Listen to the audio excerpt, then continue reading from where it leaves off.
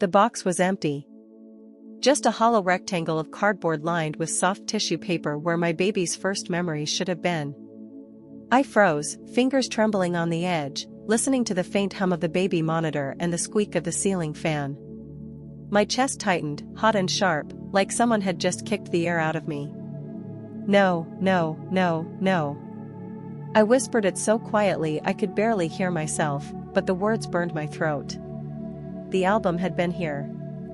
Every ultrasound photo, every tiny Polaroid of his first gummy smile, the shaky video still of his first wobbly steps, gone. The faint powdery smell of the nursery mixed with the warm scent of milk still lingering on my shirt, and suddenly the room felt like a trap closing in. I heard laughter. A woman's laughter. Light, tinkling, practiced. From the kitchen. My heart sank before my mind even formed the thought. Carol. My mother-in-law. She always laughed like that when she'd won something. Emma? Mark called from the living room, his voice muffled over the clatter of dishes. You coming?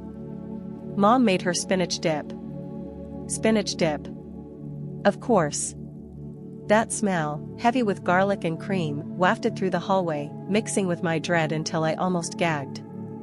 I pressed the lid back onto the box like I could force it to be full again, then pushed myself up. My knees wobbled. When I stepped into the hallway, the light shifted. The nursery had been pale and soft, glowing with sunlight. The hallway was dim, shadows stretching long and sharp. My hand slid along the textured wallpaper, the ridges digging into my palm as if to keep me steady. Carol's laugh again, closer this time. I turned the corner into the kitchen and there she was, perfectly put together, red nails tapping against a stack of paper plates. And under her arm, something tucked tight against her ribs. Something thick. Rectangular. My throat went dry. Carol, I said, my voice breaking without meaning to. She turned, bright smile plastered on, her perfume hitting me first, too sweet, like overripe flowers. Oh, Emma, there you are. We were just saying we needed you to bring the baby in. Everyone wants another look at those cheeks. I forced a smile. My lips felt stiff, fake. My eyes, though, locked on the corner of a photo peeking out from the thing under her arm. A corner I knew. Blue construction paper. A sticker in the shape of a star. My hand twitched. Mark didn't notice. He was too busy pouring sodas into red plastic cups. Hey, honey, you okay? You look pale. I swallowed hard. The room spun for a second, the scent of garlic and perfume mixing until my stomach knotted. I'm fine, I said. My voice sounded distant, like it didn't belong to me. Carol laughed again, her free hand brushing her pearls. We all have to keep these little moments safe, don't we? Can't trust anyone else to remember them the right way. Something inside me snapped, but I kept my face neutral. I knew if I exploded right there, she'd win. She wanted me flustered, cornered, powerless. So I let the silence hang, thick as syrup, before I stepped past her and opened the fridge just for something to do. The cool rush of air hit my flushed face, grounding me. Behind me, I heard her whisper, low but not low enough. Poor girl. Always so scatterbrained. My hand clenched around a bottle of water, the condensation slick and cold. I almost dropped it. But I swallowed again, shoved the bottle onto the counter, and forced a smile. Carol, I said sweetly, turning back. You wouldn't happen to have seen the baby's photo album, would you? It's gone missing. Her eyes flickered, just for a second. Then she tilted her head, feigning surprise. The album? Oh dear, that sounds awful. Maybe you misplaced it? New mothers can be so tired. Mark chuckled, oblivious. Yeah, you've been running on fumes. He set down the cups, kissed my cheek lightly. His lips were warm, but the gesture felt like dismissal. I held his gaze, my pulse hammering. I know where I put it. My tone was sharper than I intended. The room went quiet. Even the hum of the fridge seemed louder. Carol's nails clicked against the album under her arm once, twice. Then she gave a soft, pitying smile. "You'll find it, sweetheart," she said. "Things have a way of turning up." Her words dripped like honey, but I could feel the sting beneath them. And in that instant, I knew. She had it. She'd taken it. And she wasn't going to give it back. I turned away before my face betrayed me. My breath came fast, uneven. My hands shook so badly the water bottle rattled against the counter. I grabbed it, held it tight, cold biting into my palms, trying to steady myself. The baby monitor crackled from the nursery, a faint coo breaking through the static. My heart squeezed at the sound, soft and pure against the bitterness in the kitchen. I closed my eyes, letting that tiny voice ground me. But when I opened them, Carol was still there, smiling like a cat that had swallowed the canary, her arm pressed just a little tighter around that album. "Come on," she said, brushing past me, her perfume suffocating. "Let's show everyone how big he's getting." I stood frozen in the kitchen, every nerve buzzing, watching her back retreat down the hall. My baby's memories were under her arm, and she was parading them out like a trophy. I didn't move. Not yet. My pulse roared in my ears, drowning out the chatter from the living room. Because right then, in the middle of that ordinary Sunday afternoon, one thought crystallized so clearly it was almost terrifying. She thinks she's won. And I was going to make sure she regretted it. Carol's laugh still echoed down the hall as I followed slowly, each step heavier than the last. The chatter of relatives filled the living room, layered over the sound of clinking glasses and the faint hiss of soda fizzing in cups. I could smell roasted chicken and buttered rolls, the kind of comforting scents that should have made me feel at home, but instead they curdled in my stomach, soured by the sight of Carol holding my son like he was hers. She perched on the couch, pearls gleaming, hair perfectly sprayed, rocking him while everyone circled around. The baby's tiny fingers tugged at her sleeve, and she looked up with that polished smile that never reached her eyes. "He's the spitting image of his father, isn't he?" she said loudly, over the buzz of voices. "I swear, I hardly see a trace of Emma in him at all." The words cut like glass. I stood at the doorway, gripping the wooden frame until the rough edge bit into my palm. Mark laughed politely, not catching the sting, or maybe choosing not to. "Yeah, Mom, he's definitely got my nose," he said, sipping from his cup. I forced myself to step inside, the carpet muffling my footsteps, though it felt like every eye turned to me at once. I smiled, too wide, too fake. My throat was dry, my tongue heavy. "Can I have him back?" I asked, holding out my arms. Carol clutched him tighter, kissing his soft hair, her perfume cloying as it mixed with the powdery baby scent. "He's fine with Grandma. Don't worry, sweetheart. You need a break anyway." I froze, heat crawling up my neck. "I didn't say I was worried," I replied, sharper than I meant. The room went quiet for half a second before the conversations picked back up, like people were pretending they hadn't noticed the edge in my voice. Mark cleared his throat, setting his cup down. Why don't you sit? Mom's got him." That was the moment I realized it. Carol didn't just want to help. She wanted control. She always had. And Mark couldn't, or wouldn't, see it. I sat stiffly in the armchair, the leather sticking to the backs of my legs, my fingers picking at the seam. My eyes followed every move Carol made, every smile she gave, every little hum as she bounced my baby on her lap. The sound grated against me, high and off-key, like she was trying to overwrite the lullabies I sang at night. "Do you remember, Mark," she said, her voice rich and deliberate, "when you took your first steps? Right here in this very room. I bet this little one will be just the same. Strong legs, steady balance. He takes after our side. Our side." The words thudded in my ears. I looked down at my hands, noticing the crescent marks where my nails had dug into my palms. I tried to distract myself by sipping the soda Mark handed me, but the sweetness only made the bitterness in my chest worse. My stomach turned, the bubbles burning the back of my throat. I wanted to scream, to rip the album out from under her arm and expose her for what she was doing. But I didn't. Not yet. Instead, I forced myself to look around at the rest of the room. My father-in-law, quiet as always, sat in his recliner, tapping the armrest. My sister-in-law scrolled on her phone, giggling occasionally but not looking up. The clatter of forks against plates, the muffled thump of football commentary from the TV in the background, life went on as though nothing was wrong. But something was very, very wrong. When Carol finally stood and handed the baby to me, her nails brushed my arm, sharp, deliberate. She leaned close enough that only I could hear.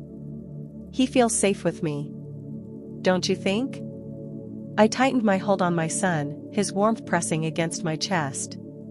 My voice was low, steady. "He's safe with his mother." Her smile never faltered, but her eyes narrowed, just for a fraction of a second.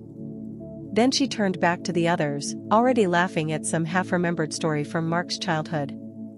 I carried my son back to the nursery, needing the soft glow of the nightlight and the faint lavender scent of his blanket to wash Carol's presence off of me. I laid him gently in the crib, his tiny breaths evening out as his eyes fluttered closed. The quiet hum of the fan filled the room, and for a moment, I let myself breathe again. But peace didn't last. When I walked back into the hallway, I noticed something odd. One of the framed photos on the wall was crooked. Not just tilted, but as if it had been taken down and hastily replaced. I reached up, straightened it, and my stomach dropped. The back of the frame was slightly loose. I pulled it off the wall, heart hammering. Inside, tucked behind the photo of Mark's college graduation, was one of the ultrasound pictures that should have been in the album. My breath caught. "Looking for something?" Carol's voice floated from the living room, light, sing-song. I shoved the frame back on the wall, my hands shaking. My pulse pounded so loudly I could barely hear the laughter and chatter anymore. This wasn't just about keeping photos safe. She was hiding them. Hoarding them. Taking pieces of my life and burying them in her house, in her walls, in her possession. I walked back into the kitchen, grabbed a plate of food just to keep my hands busy. The chicken smelled rich and savory, but when I took a bite, it was dry in my mouth, tasteless. Across the room, Carol was telling a story about how Mark had gotten lost at the mall once and how she had been the one to find him. Everyone laughed. I set my fork down, the scrape of metal against china sharp and jarring. "Funny," I said, my tone deceptively calm. I thought the point of telling stories was to share, not rewrite them. The table went silent. My father-in-law cleared his throat. My sister-in-law finally looked up from her phone. Mark gave me a warning glance, subtle but clear. Carol just smiled. "Oh, darling," she said smoothly, her voice dripping with false kindness. "Stories are only worth telling if people remember them the right way." Her words sent a chill crawling down my spine. I pushed my chair back, the legs scraping against the tile, and stood. "Excuse me," I muttered, carrying my plate to the sink. The smell of dish soap, sharp and citrusy, filled my nose as I scrubbed at the already clean plate just to keep my hands from shaking. Behind me, I heard Carol's pearls clicking as she leaned closer to Mark. Her whisper wasn't meant for me, but it carried anyway. "She's so sensitive. You really do have to watch out for that." My grip tightened on the sponge, water dripping down my wrist, warm and sudsy. I closed my eyes, forcing myself not to turn around and scream. When I finally faced the room again, Carol was already pouring herself another glass of wine, her smile wide, her laugh floating above the conversation like nothing had happened. But I wasn't fooled. I knew, in that instant, that she wasn't just trying to undermine me. She was trying to erase me. And the more I thought about that crooked frame, the more I realized, this was only the beginning. The crooked frame haunted me. Even after everyone went home and the living room was quiet again, I couldn't shake the image of that ultrasound photo hidden behind another picture, stuffed in like a secret no one was supposed to find. I lay awake in bed, the hum of the ceiling fan louder than usual, the baby monitor crackling faintly on the nightstand. Every time I closed my eyes, I saw Carol's smile, the way she looked at me like she was daring me to notice. By morning, the tension sat heavy in my chest. The smell of coffee drifted through the kitchen, bitter and earthy, but instead of comforting me, it made my stomach clench. Mark sat at the table scrolling through his phone, the baby balanced on his knee, while sunlight cut sharp angles across the counter. I wanted to scream that his mother was trying to erase me, but the words caught like thorns in my throat. "Did you sleep at all?" Mark asked without looking up. "Not really." I buttered a piece of toast, though my hand shook so much the knife scraped across the plate. "Your mom, she hides things." He frowned, finally glancing at me. "What do you mean?" I set the toast down, appetite gone. I found one of the ultrasound pictures stuffed behind a frame in the hallway. "She has the album, Mark." "I know she does." His face pinched, a mix of irritation and disbelief. "Emma, come on. Why would Mom do that?" "She probably just wanted to keep something safe." Safe. The word stung. My hands curled into fists against the counter, pressing into the cool laminate. Safe is giving it back to me, not locking it away in her walls. He sighed, bouncing the baby gently.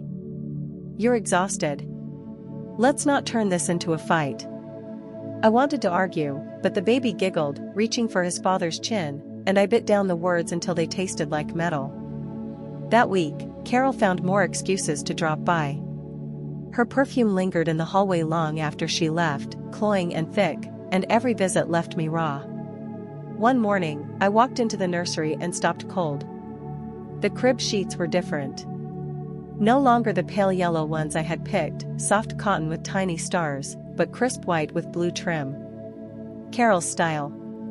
The faint smell of her detergent, too floral, too strong, still clung to the fabric. My stomach twisted. She had been in my baby's room, again, touching his things, changing them without asking. I pressed my hands against the crib rails, the wood cool and smooth beneath my palms, and whispered, "This is my house. My baby. Not hers." That afternoon, when she came by unannounced, I confronted her. "Carol," I said, blocking the nursery doorway, my pulse racing. "Why did you change the sheets?" She tilted her head, smiling innocently. "Oh, darling, those old ones were so dull. These are much more cheerful. Don't you want the best for him?" He already had the best. I picked them. Her smile widened, though her eyes were cold. "Well, I suppose taste is subjective."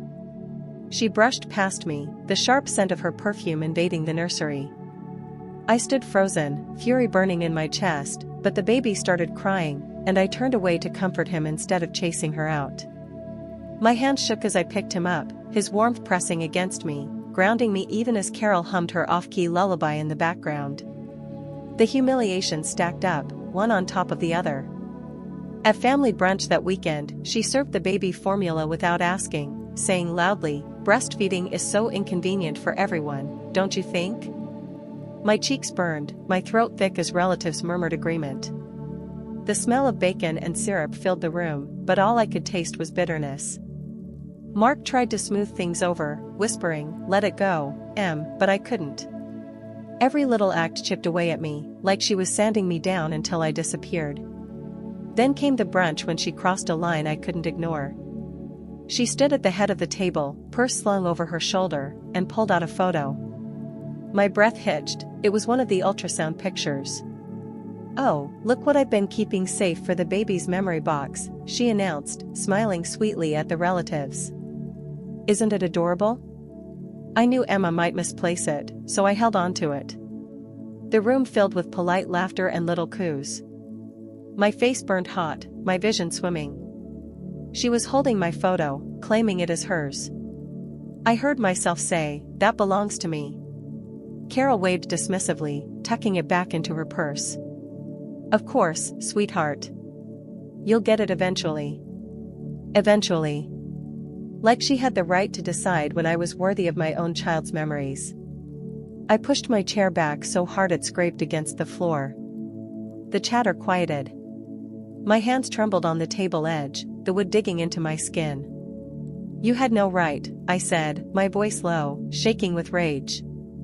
Mark reached for my arm. Emma, sit down. Please. But I didn't. I couldn't. I locked eyes with Carol, and in her smug little smile, I saw the truth. This wasn't just interference. It was theft.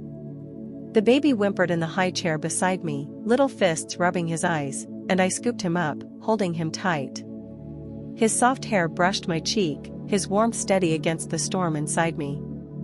I turned on my heel and walked out of the dining room, ignoring the whispers, ignoring the sting of tears I refused to let fall. Upstairs, in the nursery, I sank into the rocker, the baby nestled against me. The faint lavender scent of his blanket wrapped around us, soothing him while my own breath came ragged. I could hear the muffled sounds of laughter and conversation drifting up through the floorboards, Carol's voice loudest of all. She wanted everyone to believe she was the one preserving his milestones. That I was careless, forgetful, unworthy. I kissed the baby's forehead, whispering into his soft hair, "She doesn't get to take this from me. Not anymore." But even as I said it, I knew, Carol was only getting bolder. And sooner or later, she was going to make her biggest move yet. The first time I saw my stolen photos flicker across a screen, I couldn't breathe. The soft click of the projector cut through the christening reception chatter, and there they were, my baby's first moments, projected on a wall for everyone to see. Only it wasn't me standing up there presenting them. It was Carol. The air smelled of champagne and sugared pastries, sweet and heavy, but all I tasted was bitterness at the back of my throat. Guests oohed and awed as each image appeared, the ultrasound, the wrinkled newborn face, his first smile. My hands trembled on the edge of the linen-covered table, the fabric scratchy under my fingertips, anchoring me as my world tilted. "Isn't he just perfect?" Carol's voice rang out, clear and commanding. She stood by the projector, pearls gleaming, wine glass in hand. "I've taken such care to keep these memories safe. After all, someone has to." My jaw clenched. My chest burned. I could feel the heat rising up my neck. Mark leaned toward me, whispering under the cover of applause. "You knew she had some of the pictures. I didn't think she'd do this." I turned to him, my voice low but sharp. "They're mine. She's acting like I don't exist." He rubbed the back of his neck, avoiding my eyes. "It's just mom being mom. Don't make a scene. Don't make a scene." My nails dug crescents into my palms. Behind the hum of the projector, I could hear my pulse pounding in my ears. Then the slideshow shifted. Carol had arranged the photos carefully, my son's first steps across the living room floor, captured from an angle I hadn't even realized she'd taken. His first laugh, distorted by the flash of her phone. Each photo stripped of context, stripped of me. The guests murmured, smiling at Carol as if she were the guardian of every precious second. One woman whispered, "What a devoted grandmother." My stomach lurched. And then came the final photo. Projected larger than life, filling the wall, Carol cradling my baby, her lips pressed to his temple, her smile triumphant. No mother in sight. No me. The room broke into applause. I couldn't move. My throat closed, my eyes burned, and the walls seemed to close in around me. The smell of wine, perfume, and overheated projector bulbs pressed down on me until I thought I'd choke. Carol raised her glass. To family. To the ones who preserve what matters most. The clink of glasses echoed, crystal against crystal, sharp as knives. I felt the baby stir in my arms, his tiny fist brushing my chest, grounding me for just a second. My voice wavered when I finally spoke. "Those photos belong to me." The chatter died instantly. Heads turned. The only sound was the projector whirring, the slide still frozen on Carol's smiling face. Carol tilted her head, feigning surprise. "Oh, Emma, darling. I was just keeping them safe. You've been so overwhelmed, everyone understands." "No," I said, louder this time. My voice cracked, but it carried. "You stole them. You stole from me. gasps rippled through the crowd. The champagne in my glass sloshed as my hand shook, drops cold against my skin. Mark reached for my arm. "Emma, please. Not now." But I pulled away, clutching the baby tighter. My heart raced, pounding so hard I thought it might break through my ribs. I could feel every eye on me, every whisper circling like vultures. Carol's smile never faltered. "She's tired," she said to the room, dismissing me with a wave of her manicured hand. New mothers always are. Laughter bubbled uncomfortably from a corner, then fizzled into silence. My cheeks burned, hot enough to sting. I wanted to scream, to rip the projector cord from the wall and scatter her stolen images like ashes. But my son shifted against me, soft breath warm on my neck, and I knew I couldn't unravel, not in front of him. So I stood there, trembling, every muscle screaming for release, while Carol basked in the glow of my baby's memories. Later, as people drifted away toward dessert tables and polite chatter resumed, I slipped into the hallway, the carpet muffling my steps. The air was cooler there, quieter, but my chest still heaved with every breath. I pressed my back against the wall, closing my eyes, the faint scent of fresh paint and candle wax filling my lungs. Mark followed, his footsteps soft. I'm sorry.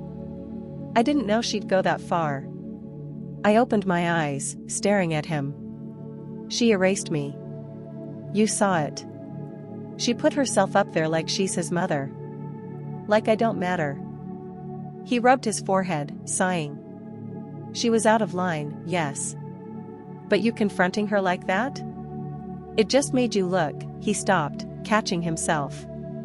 "Made me look what?" I demanded, my voice sharp. He hesitated, then muttered, "Emotional." The word sliced through me. My chest hollowed, my breath shallow.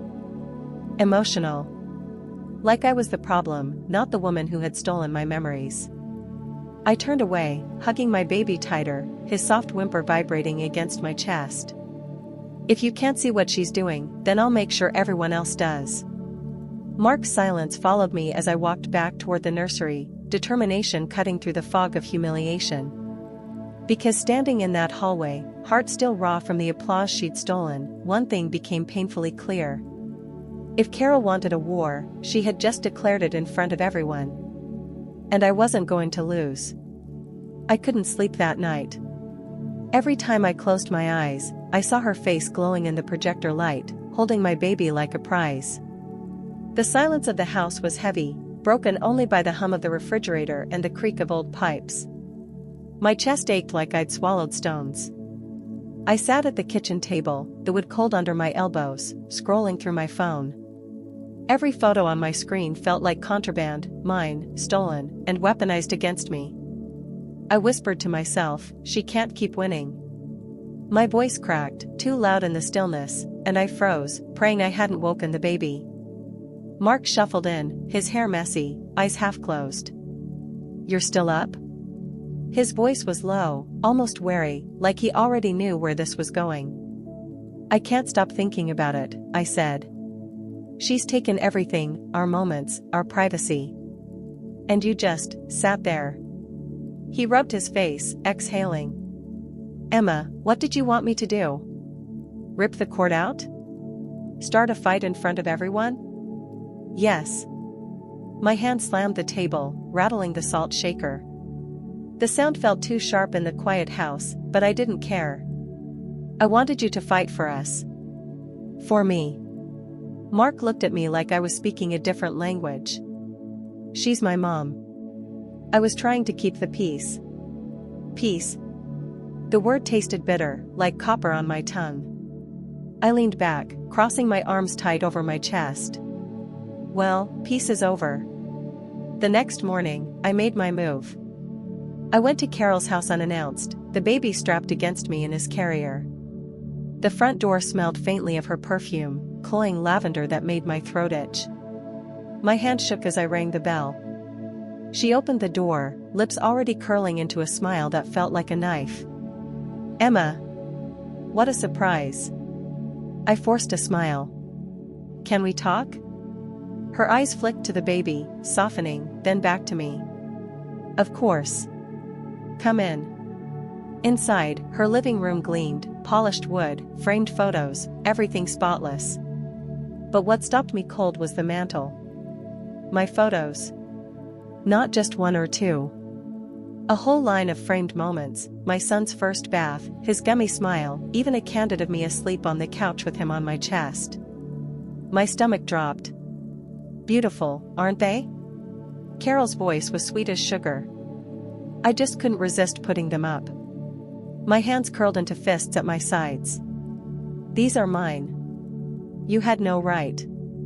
She tilted her head, feigning innocence. I was just celebrating him. Don't be so dramatic. Dramatic? My voice rose before I could stop it.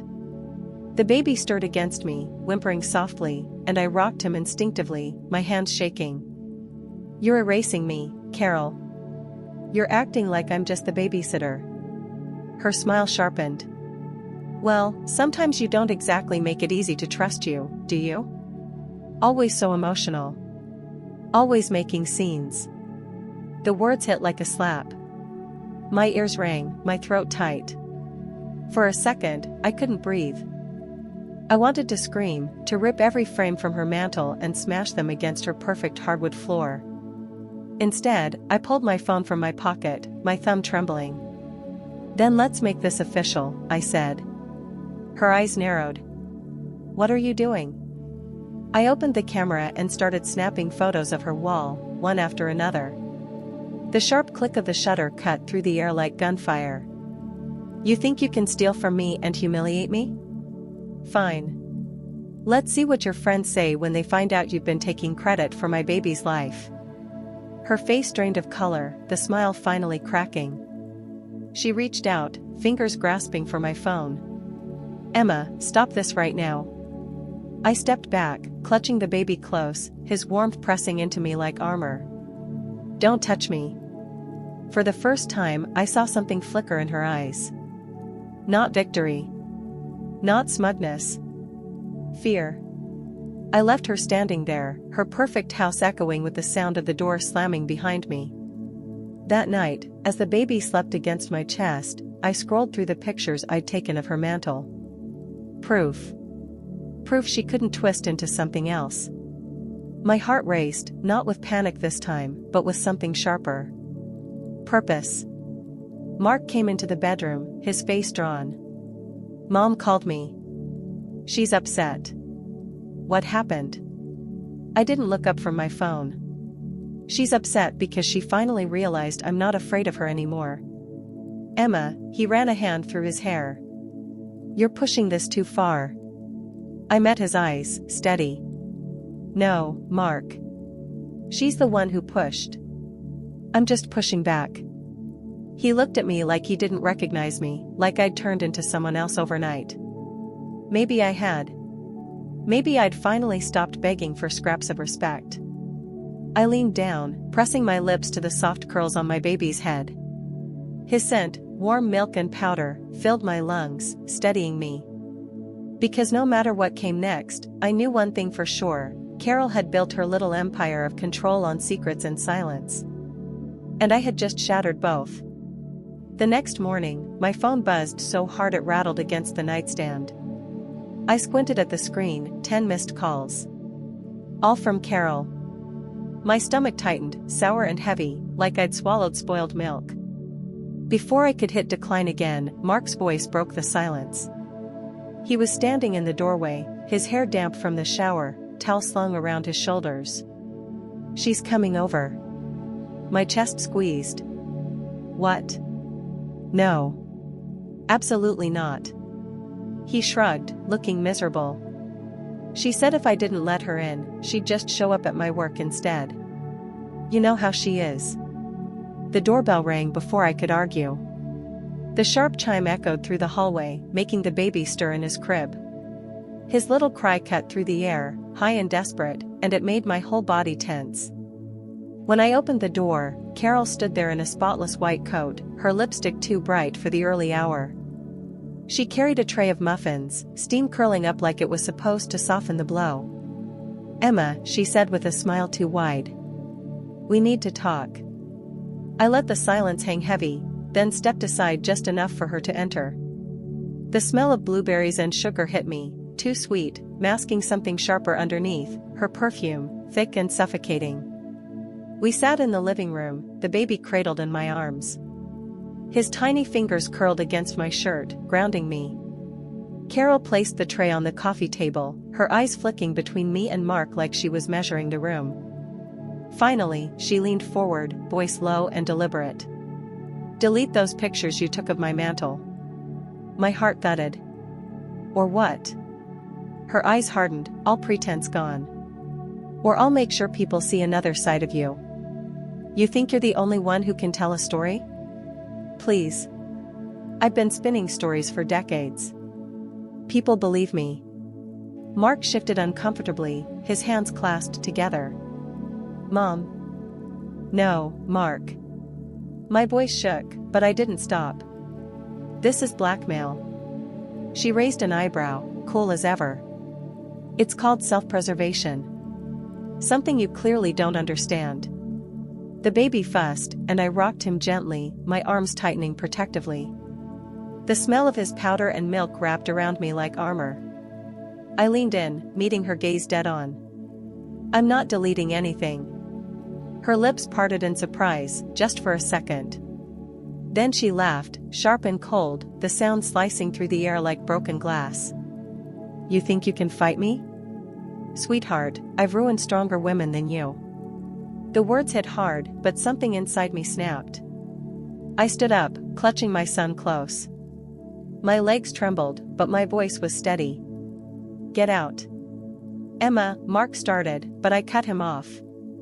"Get out." Carol rose slowly, smoothing her coat like she was brushing away dust. Her eyes glinted, hard and mean. "You'll regret this," she whispered. The door slammed behind her, rattling the picture frames on the wall. My whole body shook, the baby pressed against me, his tiny heartbeat fluttering against my chest like a trapped bird. Mark buried his face in his hands. "Do you have any idea what you've done?" "Yes," I whispered, though my throat was raw. "For once, I finally do." The rest of the day passed in a haze. Every creak of the house, every shadow shifting against the blinds made my nerves jolt. I kept waiting for the phone to buzz, for some new attack to hit. It came that evening. A notification pinged on my phone. I unlocked it, and froze. My heart thudded so hard I thought it might break through my ribs. A post. Public.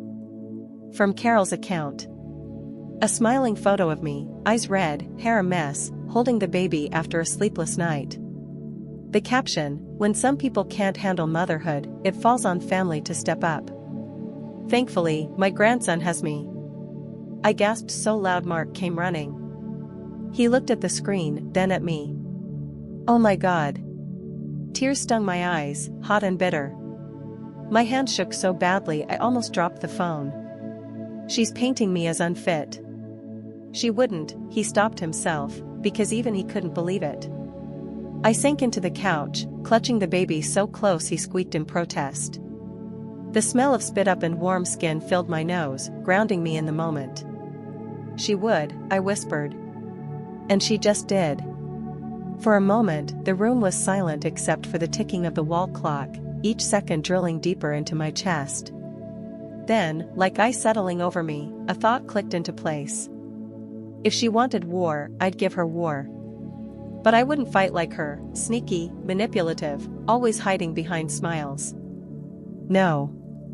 I would do something she couldn't spin, couldn't twist. Something undeniable.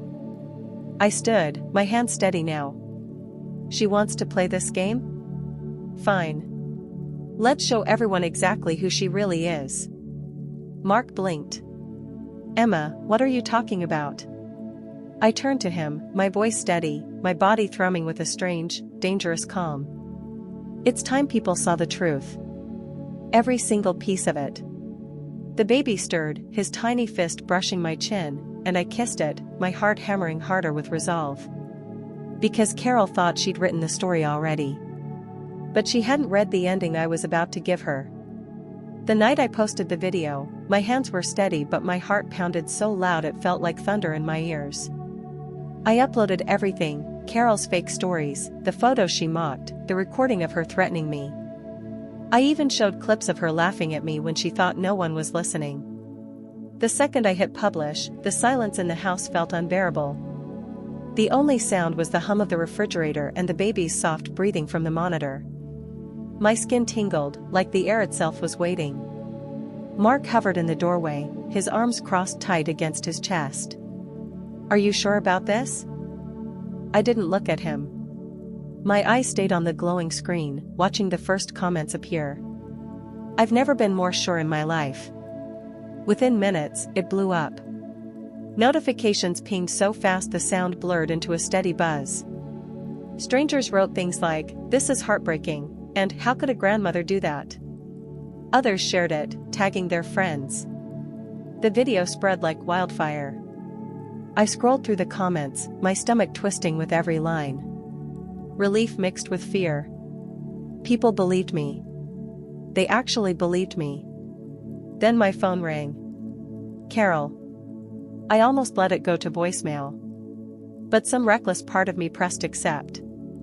Her voice was sharp, almost shrill. "You take that down right now." I swallowed, my throat dry. "No. This time, the world gets to see who you really are." There was a pause, just breathing on the other end. Then she hissed, "You think this will stop me? You've declared war." And then the line went dead. I stared at the screen, my hands trembling now, the glow of her number fading like an afterimage. The next morning, everything exploded. Local moms shared my video. Neighbors I barely spoke to sent me texts of support. Even people from Carol's church commented, shocked and angry. For the first time, she couldn't twist the story. But she didn't vanish quietly. Oh no. By afternoon, she showed up at our front yard, standing stiff as a soldier, her perfect coat buttoned to the throat. The smell of her perfume hit before her voice did. "Emma," she called, loud enough for the neighbors trimming hedges to hear. "How dare you slander me?" I stepped onto the porch, my baby on my hip, his tiny hand clutching at my hair. My voice carried clear across the lawn. "Tell them it's slander, then. Look them in the eye and say those words." For the first time, her mask cracked. The corners of her mouth trembled. A couple across the street paused, staring openly. "Mom, please," Mark said behind me, his voice breaking. "Stop this." But she couldn't. Her pride wouldn't let her. She stormed closer, her heels crunching against the gravel, until she was just a few feet away. "You've ruined me," she spat, her eyes wild now. "Do you understand that?" I hugged the baby tighter, his warm cheek pressed against my neck. "No, Carol. You ruined yourself." For a long moment, it felt like the whole world went still. The only sound was a bird crying high in the distance, sharp and lonely. Then, without another word, she turned and stormed off. It should have felt like victory. But all I felt was empty, like a balloon that had lost its air. My legs shook so hard I had to grip the porch railing to keep standing. Mark touched my shoulder, gently, hesitantly. "You didn't just stand up for yourself," he whispered. "You saved us." Tears stung my eyes, hot and unstoppable. I kissed the baby's head, breathing in the sweet, milky scent of him, grounding myself in that small, precious moment. But the war wasn't over. 2 days later, a letter arrived. Thick paper, Carol's handwriting precise and cold. My hand shook as I tore it open. Inside, just one line: "If you think the world knows everything, you're wrong. I have more." My chest tightened, the room spinning around me. The letter crinkled in my sweaty hands, my breath caught somewhere between rage and fear. I looked at Mark, his face pale as he read over my shoulder. "She's not finished," I whispered. He nodded slowly, jaw clenched. "Then neither are we." I folded the letter, my pulse hammering, my son's soft babble floating through the air like a fragile warning. Because I realized then, this wasn't the end of the story. It was only the beginning of hers unraveling completely.